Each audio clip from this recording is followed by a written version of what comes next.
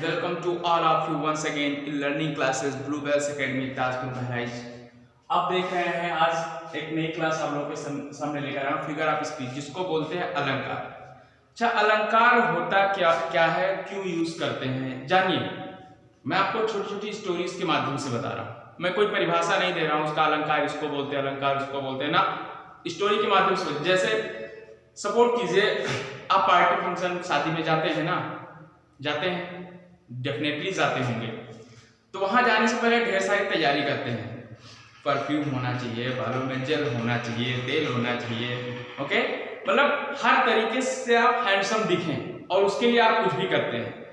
ठीक वही चीज, वही सौंदर्यता अपनी बातों में प्रदान करने को ही अलंकार बोलते हैं। ओके, जैसे कहते हैं बातें हाथी पाइए, बातें हाथी पाओ, यानी बात से ही आप बहुत कुछ जीत सकते हैं और बात से ही आपको हाथी के नीचे कुचलवा दिया जाता है। अब कोई राजा महाराजा है और राजा महाराजा की तारीफ करना हो, आप कह दो भाई हाँ राजा साहब ठीक हैं आप, ये है वो है, बस ठीक ठाक हैं आप, और उसी में आप सौंदर्य, राजा साहब आप तो क्या कहें आपको, आप तो पुरुष ही नहीं है, महापुरुष है, महापुरुष, आप तो भगवान के समान है, आपके अंदर ईश्वरीय गुण है, इतनी तारीफ कर दो कि पूरा जो अपने राज घराने का जो पूरा गहना हो, जेवर हो, सब आप पे लुटा दे। क्यों? आपकी बातों की वजह से। तो बातों में भी वो सौंदर्य आना चाहिए। ओके, देखिए, अब देखिएगा, रुकिए, पहला एग्जांपल हमने आपके दिया, आपके सामने यहाँ सिमली का। सिमली मीन्स होता है उपमा। उपमा, उपमा आप हिंदी पढ़ा ऐसे समझ जाए, उपमा मतलब किसी की तुलना करना किसी चीज से।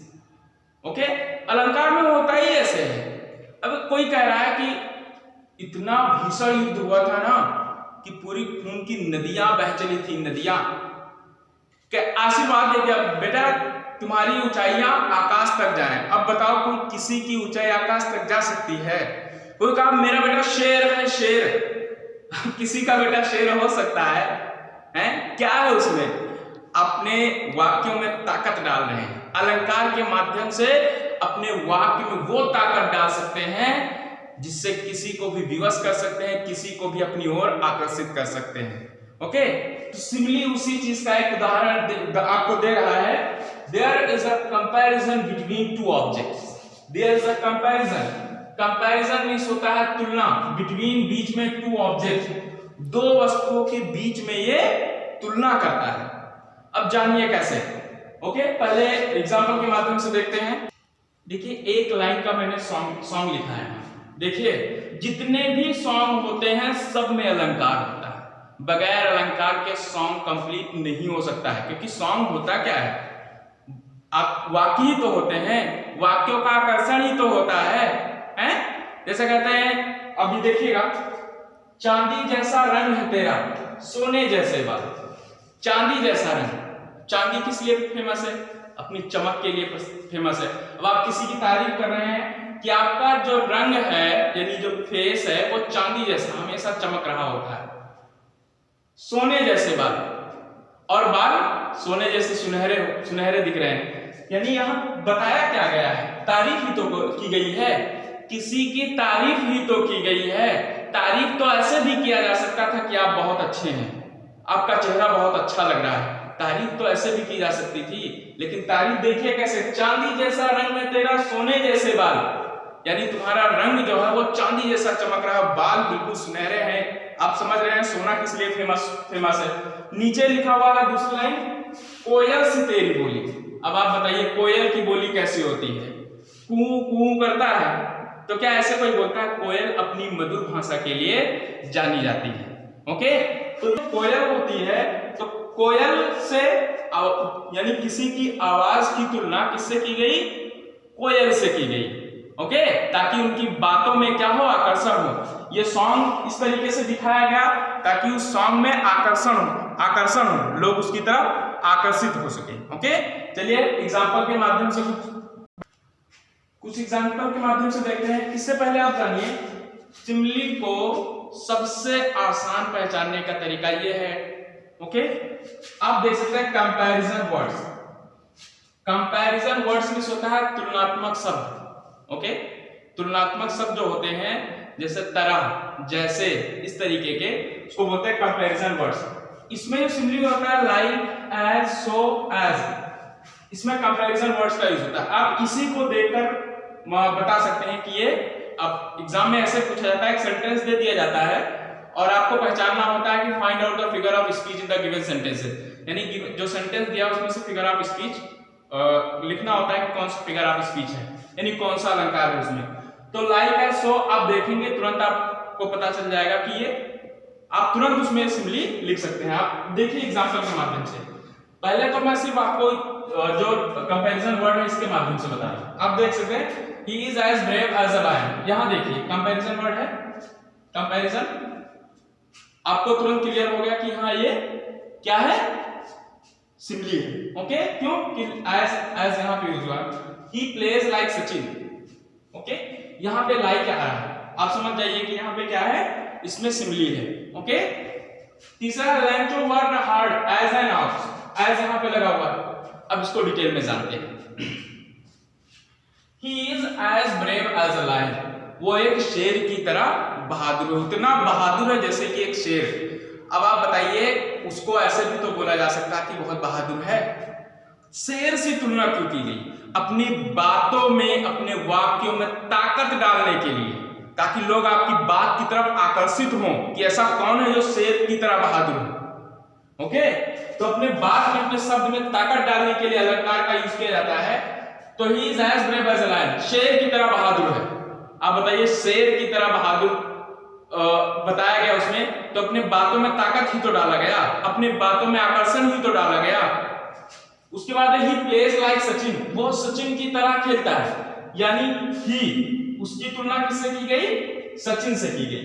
तुलना किया गया ना, सचिन की तरह खेलता है, सचिन से उपमा दी गई उसकी, यानी उसकी तुलना किससे की गई? सचिन से। ठीक उसी तरीके से he is as brave as a lion, यानी वो बहादुर है शेर की तरह। अब आप बताइए, इसमें लायन, उसकी कोई भी व्यक्ति हो या लड़का हो, उसकी तुलना किससे की गई? शेर से की गई। ओके, तीसरा है Lencho work hard as an ox in school. Lencho आपने हाई स्कूल की बुक्स में देखा होगा, लेसन है। लेंचो एक हार्ड वर्कर फार्मर था, तो लेंचो वर्क हार्ड, लेंचो कठिन परिश्रम करता था एज एन ऑक्स, एक बैल की तरह इन हिज फील्ड्स। अब बैल की तरह कहने का मतलब है, बैल खेतों में क्या काम करते हैं? भाई बैल आपके खेतों को जोतते हैं, जितना कठिन काम होता है वो जानवर ही करते हैं, आप देख सकते हैं। तो अगर जानवरों की तरह ही कोई मेहनत करता है, अगर कठिन परिश्रम करता है, तो उससे उसकी तुलना कर दी जाती है। तो इसी तरीके से लेंचो की तुलना किससे हुई यहाँ पे? ऑक्स से, बैल से, यानी इतना मेहनत करता था जैसे जितना कि बैल करता है। ओके, देखते हैं कुछ और एग्जांपल्स। क्या दो एग्जांपल मैंने और रखे हैं, देखिए आप। सबसे पहले पहचानने का तरीका यही है, like Chhotu is as cute as a little puppy, as लगा है ना, सिमिली है। ओके, आर डांसिंग लाइक लगा है ना, सिमिली है। अच्छा, 95% में तो ये मिल जाएगी, 5% में कुछ ऐसे हैं जिसकी बहुत डीपली पढ़ना पड़ेगा उसको। तो 5% क्लास में बाद में डालते हैं, आप शायद देखते हो, उसका ना देखते हो, जो 5% हम छोड़ देते हैं उसको बाद में बताते हैं। ओके, क्योंकि जो जहां तक 95% चल रहा है, तो 5% अगर बच रहा है तो उसके लिए भी जो एक्सेप्शंस होते हैं उसको भी पढ़ाना उतना ही जरूरी होता है जितना कि 95% पढ़ाना जरूरी होता है। तो इसमें कह रहा है Chhotu is as cute, cute means जानते हैं आप, जानते हैं ना, बढ़िया, सुंदर, अच्छा बताने के लिए क्यूट यूज करते हैं। लिटिल पपी, छोटा पपी, पपी मींस क्या होता है? पपी, पिल्ला, कुत्ते का छोटा सा बच्चा। देखो जब कुत्ते का छोटा बच्चा होता है कितना क्यूट लगता है। तो ये छोटू इज एज क्यूट, इतना क्यूट है, इतना प्यारा है जैसे कि छोटा पपी। छोटा पपी देखते हैं ना कितना प्यारा होता है, यानी छोटू की तुलना किससे की गई? लिटिल पपी से की गई। ओके, और तुलनात्मक शब्द जो कंपैरिजन वर्ड है वो एज का यूज हुआ यहां पर। दूसरा, अच्छा ये भी तो बोला जाता है छोटू बहुत क्यूट है, तुलना देने की क्या जरूरत थी? सौंदर्य, अपने बातों में, अपने वाक्यों में आप क्या डाल रहे हैं? सौंदर्य डाल रहे हैं, आकर्षण डाल रहे हैं। Okay, you are dancing like a peacock. अब आपने देखा कोई बहुत अच्छा नृत्य कर रहा है, किसी को देखा आपने, कोई डांसर है, लेडीज डांसर है, और आपने कहा बहुत अच्छा डांस करती है, उस पे इतना आकर्षण नहीं जाएगा। अरे आप तो मोरनी की तरह डांस करती है। वो मोरनी जो है, मोर जो होता है वो डांस के लिए फेमस होता है। ओके, तो you are dancing like a peacock, आप एक मोर की तरह डांस कर रही हैं, नृत्य कर रही हैं। ओके, तो यानी यू कोई भी हो सकता है, यू की जगह पे पर्सन। ओके, और उसकी तुलना किससे की गई? पीकॉक से। तुलना उपमा देना ही तो तुलना होता है। ओके, तो कहीं भी अगर कंपैरिजन आ रहा है, कंपैरिजन वर्ड आ रहा है लाइक ऐसो, उन सब पे आप तुम उठा के सिमली ठोक दो उस सेंटेंस के आगे कि जिसको मैं दावे से बोल रहा हूं कि ये सिमली है। ओके, बढ़ते हैं। दूसरा फिगर आप स्पीच है मेटाफर मींस रूपक, सेम चीज है समझ लीजिए, लेकिन बस फर्क देखिए, वही लाइन यहां पे लिखी हुई है जो मैंने अभी लिखा हुआ था सिमली में, there is a comparison between two objects, इसमें भी दो वस्तुओं के बीच में तुलना होती है। बट कंपैरिजन वर्ड्स, ध्यान देना इस लाइन पे, लेकिन जो कंपैरिजन वर्ड्स होते हैं यानी तुलनात्मक जो शब्द होते हैं लाइक ऐसो, जिससे आप इसमें पहचानते थे और नॉट यूज्ड, उनका प्रयोग नहीं होता है। ओके, अब इसके माध्यम से समझते हैं। यहाँ पे देखिए दो लाइन लिखी हुई है, कह रहा मेरा चंदा है तू, गाना सुना होगा ना, मेरा चंदा है तू, मेरा तारा है तू, ऐसा करके होता है। अब यहाँ पे देखिए रूपक में जानते हैं क्या होता है, तुलना तो की जाती है लेकिन उसका रूप ही दे दिया जाता है। अभी देखिएगा, पहले इस पर ध्यान हटाइए, पहले इधर मैं जो बता रहा हूं उस पर ध्यान दीजिए। कहें कि उसने कहा मेरा बेटा शेर जैसा बहादुर है, मेरा बेटा शेर जैसा बहादुर है।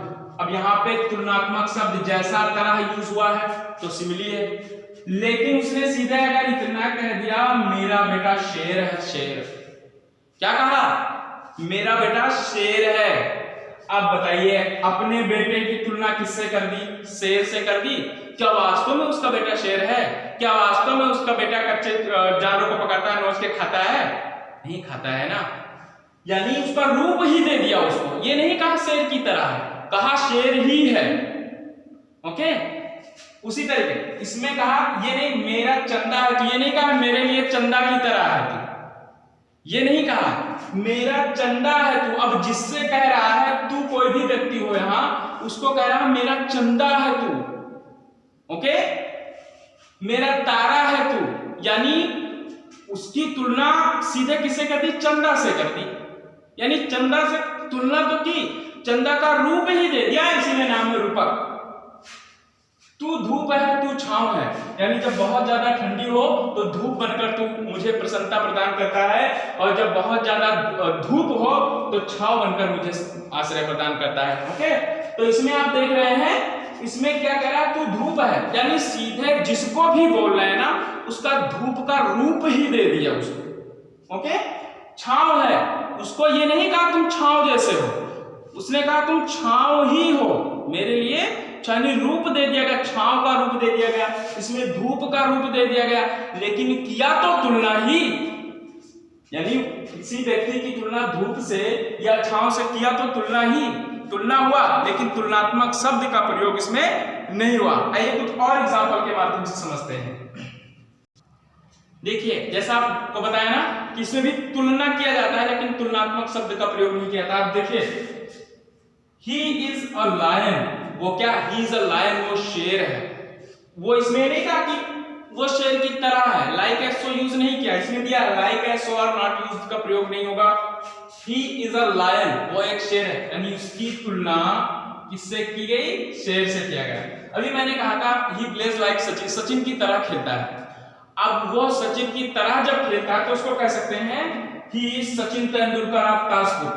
भाई ताजपुर में बहुत से प्लेयर हैं, किसी का नाम तो लिख नहीं सकते वरना भाई गुस्सा हो जाएंगे सर, मैं भी तो बढ़िया खेलता हूं, मेरा नाम नहीं लिखा उसमें। तो he is Sachin Tendulkar of Tajpur, बहुत अच्छा क्रिकेट खेलता है। तो ही मतलब कोई भी व्यक्ति, जितने भी खिलाड़ी हैं हमारे ताजपुर के समझ जाएंगे सबके लिए ही। ओके, इस सचिन तेंदुलकर ऑफ ताजपुर, ताजपुर का सचिन तेंदुलकर है। सचिन तेंदुलकर है, मतलब सचिन तेंदुलकर सच में तो नहीं बन जाएगा ना, यानी सच में वो सचिन का रूप तो नहीं ले लेगा ना, लेकिन इसमें सचिन का रूप दे दिया गया कि सचिन ही है वो। कहा सचिन की तरह नहीं है, सचिन ही है वो, यानी जितना अच्छा सचिन खेलते हैं उतना ही अच्छा वो खेल रहा है, यानी उस तुलना ही किया गया ना। तो क्या है रूपक अलंकार इसमें, you are star of India, किसी को कह दिया भाई आप इंडिया के स्टार हो। स्टार, स्टार मींस क्या होता है तारा, क्या आप तारा हो, रात को चढ़ जाते हो आकाश में टिमटिमाने, तुलना किया गया है, यानी तुम्हारी तुलना, यू की तुलना स्टार से की गई, तारे से तुलना किया गया ना, लेकिन तुलनात्मक शब्द का कहीं भी उसमें प्रयोग नहीं हुआ। कुछ और एग्जाम्पल के माध्यम से अभी ये दो एग्जाम्पल मैंने छोटे छोटे से लिखे हुए हैं। लव इज ब्लाइंड, अब एग्जाम्पल का क्या है, एग्जाम्पल तो बहुत सारे दिए जा सकते हैं, बस आपको वो जो इसका निचोड़ है ना वो समझ में आना चाहिए, उसका अर्थ क्या होता है ना वो समझ में आना चाहिए। एग्जाम्पल तो आपको ढेर सारे दे सकते हैं। लव इज ब्लाइंड, यानी लव को, प्रेम को किसका रूप दे दिया गया, अंधे का रूप दे दिया गया। कहा प्रेम जो होता है वो अंधा ही होता है, ओके, तो प्रेम किसका रूप दे दिया गया, अंधे का रूप दे दिया गया, यानी प्रेम का जो है तुलना जो है मतलब जो है अंधे व्यक्ति से की गई या अंधकार चीजों से की गई। You are a fox, you are a fox, okay.